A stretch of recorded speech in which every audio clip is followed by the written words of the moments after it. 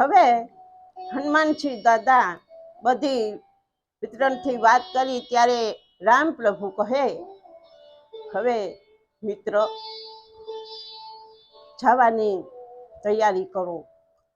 પછી સુગ્રીવ રાજાએ બધા વાનર સેનાને કીધું કે ચાલો હવે આપણે માં ભગવતીની શોધખોળ કરવા નીકળીએ. બધા દરિયાની કાંઠે આવ્યા. વિશાળ દરિયો જોઈ બધા વાનર સેના મૂંઝવણમાં પડી ગયા કે ઓહો, આ વિશાળ દરિયો, આમાં મારે પાર અમારે કેમ કરવું? અંદરો અંદર વિચાર કરે, અંદરો અંદર સમસામું જોવે કે કેમ કરવું. હવે આ દરિયાને આપણે ઓળંગી તો હગવાના જ નથી, આપણી એટલામાં એટલી શક્તિ પણ નથી. બધા પોતપોતાની શક્તિની પ્રદર્શન પ્રભુ પાસે કરી રહ્યા છે. ત્યારે ભગવાન કહે કે આપણે દરિયાદેવ પાસે વિનંતી કરી, પ્રાર્થના કરી અને કહી કે હે મહાસાગર, અમારે દરિયો પાર કરવો તો અમને રસ્તો આપો.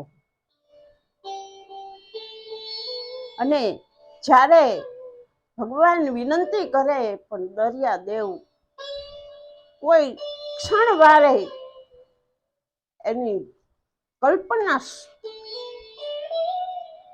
સાંભળતા નથી. પ્રભુની કલ્પના જુઓ, કેટલા ધીરજવાન, કેટલા મર્યાદા પુરુષોત્તમ, છતાં એ ધીરજ ગુમાવતા નથી. પણ સુમિત્રા નંદન કહે કે ભૈયા, આ એમ માનશે નહીં. હવે તમે એવો શસ્ત્રનો ઉપયોગ કરો કે દરિયો બળીને ખાખ થઈ છે, સૂકવી દો દરિયાને. લક્ષ્મણ, એ પણ મારામાં શક્તિ છે, પણ કેટલો જીવ અંદર હોય, એ જીવની હત્યા થાય, એ પાપ લાગે. તો ભૈયા, હવે આપણે શું કરવું? અવળી વાનર સેનાને લઈને આપણે પોતવું કેમ? ત્યારે પ્રભુ કહે, એક કામ કરીએ, હું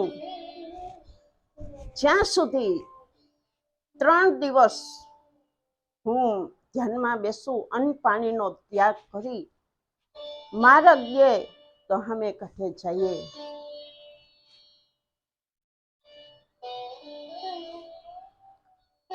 સુકડ ખડની બિછાના બિછાવ્યા અને પ્રભુ રામ દરિયાદેવને પ્રાર્થના કરવા ધ્યાનમાં બેસી જાય છે. લક્ષ્મણ, ભૈયા, સુગ્રીવ એના રક્ષક માટે હનુમાનજી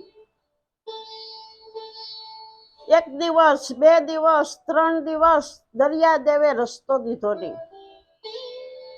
અને દરિયાદેવે રસ્તો ના દીધો પછી પ્રભુ પોતે ઉગ્ર પ્રભાવથી, ઉગ્રથી, ક્રોધાયમાનથી લાલ ત્રંબા જેવા થઈ ઊભા થઈ અને લક્ષ્મણને કીધું, લક્ષ્મણ, મારા ધનુષ બાણ લાવો. અને એવી વાત તો લક્ષ્મણને બહુ ગમે.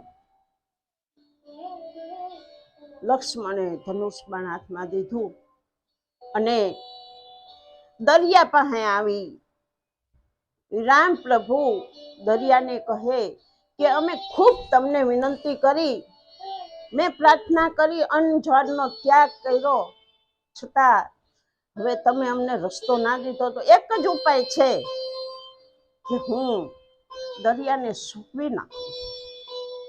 કોઈ પણ મારો દોષ થતો હોય તો ક્ષમા કરજો. કોઈ જીવ માત્ર આમાં ડૂબાઈ તો મને ક્ષમા કરજો.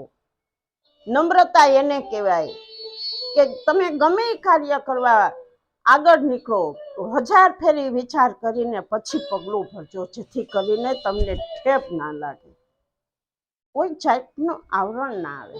1000 ફેરી વિચાર કરી અને પછી તમે પગલું ભરો તો તમે દોષિત ના ગણાય.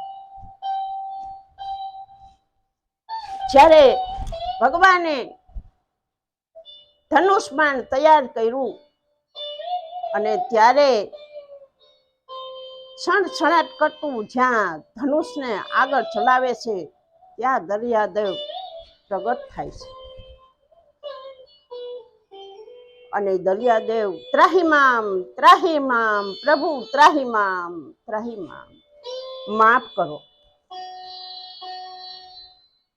ત્યારે રામે ધનુષ બાણ હેઠું કર્યું અને કીધું કે હવે અમારે આ વાનર સેનાને લઈ સામે કાંઠે જવાનું, તો હવે એનું અમને માર્ગદર્શન આપો.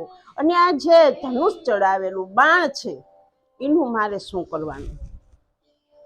ત્યારે દરિયાદેવ કહે, અહીંથી ઘણું છેટું એક ગામ છે રાક્ષસનું,